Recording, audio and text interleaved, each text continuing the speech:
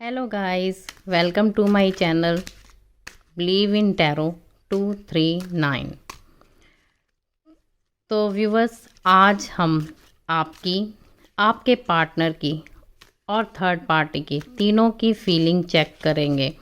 देखेंगे कि आप अपने पार्टनर के लिए क्या सोच रहे हैं, आपके पार्टनर आपके लिए क्या सोच रहे हैं और थर्ड पार्टी के बीच में और आपके पार्टनर के बीच में क्या चल रहा है।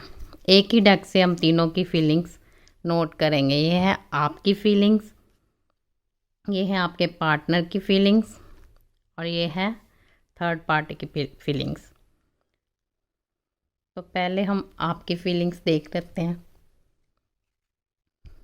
यूनिवर्स मुझे बताएं कि मेरे व्यूवर्स की फीलिंग्स क्या हैं अपने पार्टनर के लिए। मेरे व्यूवर्स की फीलिंग्स क्या हैं।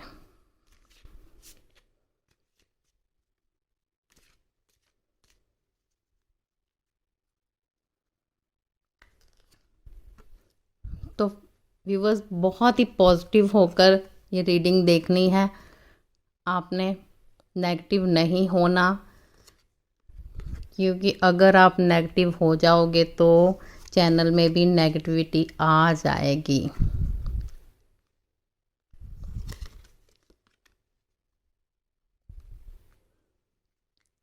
ओके,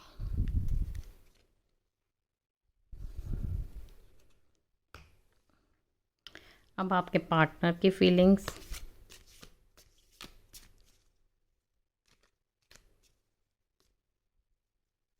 अगर आप चाहो तो जब मैं कार्ड शफल कर रही हूँ तो आप इसको स्किप भी कर सकते हैं, लेकिन अगर आप कार्ड शफल करते करते अपने पार्टनर का ध्यान करोगे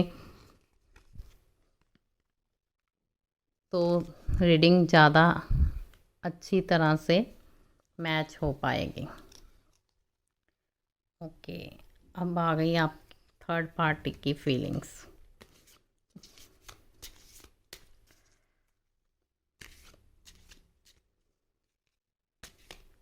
थर्ड पार्टी के बीच में और आपके पार्टनर के बीच में क्या चल रहा है, क्या सोच रहे हैं एक दूसरे के बारे में।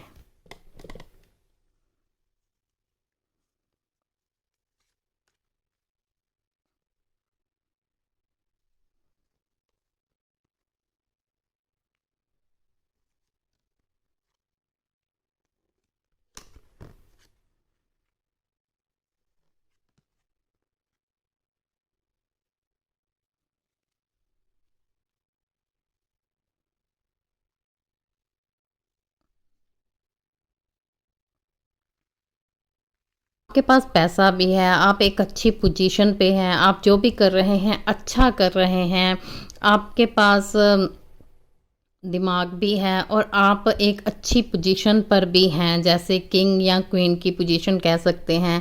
यानी कि आपका रुतबा अच्छा है और आप अपने लिए बहुत सारे एफर्ट्स भी कर रहे हैं, कोई ज्ञान भी हासिल कर रहे हैं। लेकिन आपके लिए एडवाइस यही है कि आप जो भी कर रहे हैं बहुत फास्ट कर रहे हैं। आपको इतनी फास्ट कुछ नहीं करना, थोड़ा सा सोच कर, विचार करके, समझ कर अपनी चीज़ों को देखकर आगे बढ़ना है। ये नहीं कि मेरे पास पैसा है, मेरे पास दिमाग है, मेरे पास ये है, मेरे पास वो, मैं सब कुछ कर सकता हूँ या कर सकती हूँ। थी था पे ध्यान नहीं देना आपको, ठीक है। तो आप एफर्ट्स कर रहे हैं और अच्छा काम भी कर रहे हैं, लेकिन थोड़ी सी नासमझी भी आपके इर्द गिर्द है, यानी कि थोड़ी सी नेगेटिविटी भी आप के पास है। या तो ये नेगेटिविटी आपके पर्सन के प्रति है कि आप अपने पर्सन के प्रति नेगेटिव हो रहे हैं। आप सोच रहे हैं कि अब शायद मुझे उसकी कोई ज़रूरत नहीं है, मैं उसके बारे में सोचना भी नहीं चाहती। लेकिन आपको नेगेटिव नहीं होना, आपके पास सब कुछ है और आप जो भी एफर्ट्स कर रहे हैं उनमें भी अच्छे रिजल्ट आए। उसके लिए बहुत ज़रूरी है कि आप हर बंदे के प्रति, हर काम के प्रति आप पॉजिटिव रहें। यहाँ पर भी यही है कि आप बिना सीखे या बिना कुछ किए बहुत तेज़ी से रफ्तार पकड़ रहे हैं। इतनी तेज़ रफ्तार मत पकड़िए, आप थोड़ा सा सोच समझकर डिसीज़न लीजिए, समझिए पहले कि मैंने ये चीज़ करनी है, क्योंकि बहुत ही इनमेच्योर माइंड है यहाँ पर आपका। आप इनमेच्योरिटी से ही सब काम कर रहे हैं। आपको जो भी काम दिया जा रहा है वो उसमें से आप थोड़ा सा करते हैं, थोड़ा सा रहने देते हैं। जैसे किसी को कोई चीज़ लेने के लिए भेजते हैं तो वो बच्चा क्या करता है ना कि आधा सामान उठा लेता है, आधा दुकान वाले के पास ही छोड़ आता है। वही हाल आपका है। आप भी काम कर रहे हैं और अच्छा काम कर रहे हैं, लेकिन उसमें बहुत ज़्यादा तेज़ी, चालाकी या बचपना दिखा रहे हैं, जो कि आपको नहीं करना। आपको जो भी काम करना है सोच समझ कर आगे बढ़ना है, सारी जानकारी हासिल करके करना है, तब आपको रिज़ल्ट बहुत ही अच्छे आएंगे। देखिए, आप फंसे हुए हैं, आप बहुत ज़्यादा बर्डन उठाकर बैठे हैं और बहुत ज़्यादा काम कर रहे हैं, लेकिन एडवाइस यही है आपको कि आप जो भी काम करें अच्छे तरीके से करें, समझदारी से करें। देखिए, यहाँ पर आप या तो अपने किसी रिलेशन के लिए लटके हुए हैं या सोच रहे हैं, या फिर किसी काम के लिए आप सोच रहे हैं लेकिन आपको रिज़ल्ट अच्छे नहीं आ रहे, तो आपको ऐसा बिल्कुल भी नहीं करना। आपको दोनों तरफ से सोचकर, जैसे ये बंदा दिमाग से भी सोच रहा है और एक अच्छी तरह से दिमाग लगाकर काम करना चाहता है, वो हैंग नहीं है। आपकी रीडिंग में ये हैंग नहीं है। हैंग है शायद वो अपने पर्सन के प्यार में, या ये सोचकर कि पता नहीं यार मुझे ही ये रिलेशन अब चाहिए कि नहीं चाहिए, या मुझे ये इस रिलेशन में रहना चाहिए कि नहीं रहना चाहिए। लेकिन काम के प्रति आप एक शार्प नज़र रखते हो, एक अच्छी नज़र रखते हो, जिसका नतीजा ये है कि आपको रिज़ल्ट भी अच्छे आएंगे। आप जैसे ये घोड़ा तेज़ी से दौड़ रहा है ना, वैसे आप भी अपने काम में तेज़ी से दौड़ रहे हो, लेकिन आपको जो भी करना है अच्छे तरीके से करना है, नॉलेज हासिल करके अच्छी तरह से रीड करके ही आगे बढ़ना है। अब आते हैं आपके पर्सन की रीडिंग पे। आपके पर्सन या तो कहीं फॉरेन कंट्री में जाने की तैयारी कर रहे हैं, या फिर बहुत सोच विचार में पड़े हैं, या फिर आपके रिलेशनशिप के बारे में सोच रहे हैं कि मैं अगर अप्रोच करूं तो किस तरह करूं, क्योंकि उनको कुछ समझ नहीं आ रहा। या फिर वो बाहर जाने की किसी तैयारी में हैं, यानी कि वो किसी सोच विचार में पड़े हैं, कहीं जाना चाहते हैं, या तो वो आपके पास आना चाहते हैं, या फिर आपको कोई मैसेज भेजना चाहते हैं, या फिर उनका कोई बाहर जाने का इरादा है जिसके लिए वो डॉक्यूमेंट वगैरह कंप्लीट कर रहे हैं। यहाँ पर वो काफ़ी उदास हैं, दिल से वो आपसे प्यार करते हैं और समझ ही नहीं पा रहे कि मेरी ज़िंदगी में कुछ बचा भी है कि नहीं। यहाँ पर इस इंसान को ऐसा ही लग रहा है कि जैसे मेरा सब कुछ गिर गया है, सब कुछ लुट गया है, सब कुछ बर्बाद हो गया है। अब मेरे पास ऐसा कोई रिश्ता या कोई रिलेशनशिप नहीं रहा जिसके लिए मैं भगवान का शुक्रिया अदा कर सकूं, या ये सोच सकूं कि हाँ, जो भी भगवान आपने मुझे दिया है वो बहुत अच्छा है। क्योंकि ये जिसके साथ भी हैं उसके साथ खुश नहीं हैं, क्योंकि इनके पास खुशियां हैं, रिश्ते हैं, प्यार है, लेकिन ये उनकी तरफ नहीं देख रहे, ये उनकी तरफ पीठ करके खड़े हैं। और जो ख़त्म हो गया है, हो सकता है कि ये आपका रिलेशनशिप ही हो, उसके बारे में बहुत सोच रहे हैं कि आज मेरी ज़िंदगी में मेरा सबसे कीमती प्यार ख़त्म हो गया है, या सबसे कीमती रिश्ता ख़त्म हो गया है, या सबसे कीमती कोई नुकसान हुआ है इनका, पैसों के बारे में भी हो सकता है। लेकिन मुझे ये यहाँ पर रिश्ता ही नज़र आ रहा है कि ये आपके और अपने रिश्ते को ख़त्म होते देख रहे हैं और इनको अच्छा नहीं लग रहा। ये सोचकर ये बहुत ही उदास और अकेले पड़ गए हैं। कभी कभी ये आपके बारे में कुछ ऐसी थिंकिंग भी रखते हैं जो इनको नहीं रखनी चाहिए, यानी कि नाइट सोच में या फिर कोई ऐसी फीलिंग्स आ जाती हैं इनके मन में, जैसे वो समझते हैं कि आप इनके साथ बंधे हुए हैं, या ये आपके साथ बंधे हुए हैं, या आप किसी रिश्ते में स्टक हैं, यानी कि कोई कमिटमेंट ऐसी है जिसकी वजह से ये आपकी तरफ नहीं आ रहे, या फिर ये अपने आप को आपके साथ भी बंधा हुआ महसूस करते हैं, जबकि इनको पता है कि आपके साथ इनका इमोशंस का रिश्ता है और थर्ड पार्टी के साथ इनका कमिटमेंट का रिश्ता है। डेफिनेटली ये बंदा मैरिड है, जो भी है ये मैरिड है, और ये किसी थर्ड पार्टी के कहे में बहुत ज़्यादा है।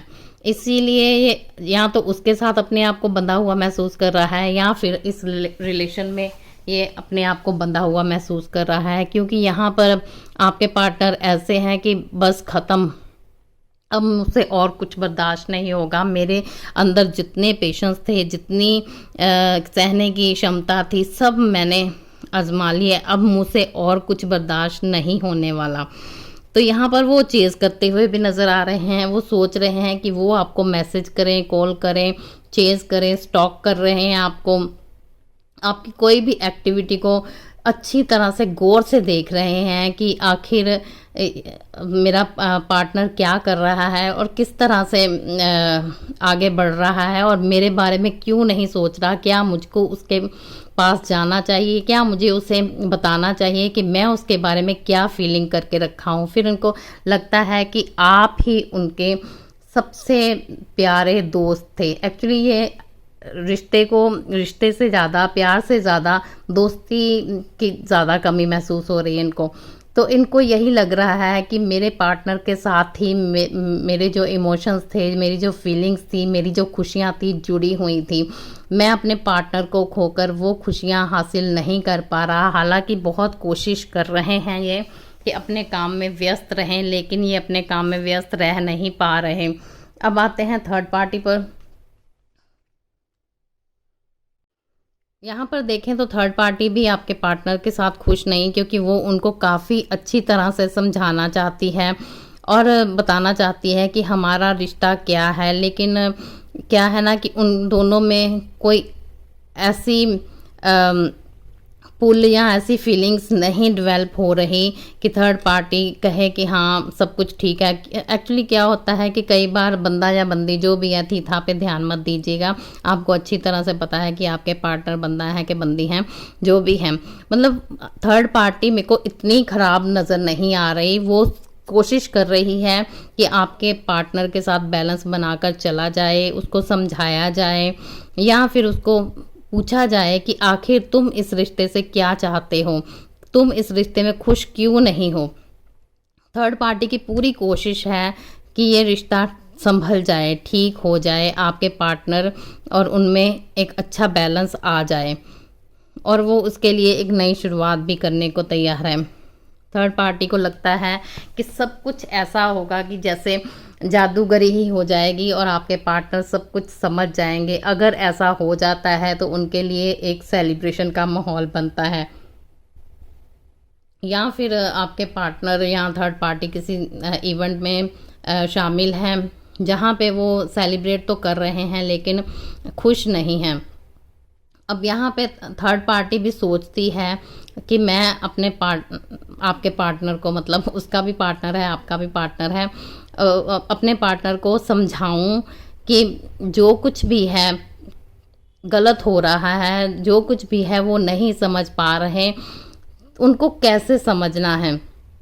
पर क्या है ना कि उसको पता है कि आपके पार्टनर की नेचर कैसी है, तो वो समझा कर भी अब सोचती है कि रुकी जाऊं। या फिर थर्ड पार्टी के साथ आपके पार्टनर का कोई पैसों का लेन देन है जिसकी वजह से वो जाना भी चाहती है लेकिन फिर रुक जाती है। वो कहती है कि चलो मुझे क्या लेना देना, सब कुछ तो ठीक चल रहा है, खुशियाँ भी हैं, फैमिली भी है, हम खुश भी हैं, तो फिर मुझे आपके पार्टनर को छोड़ने में कोई इंटरेस्ट क्यों।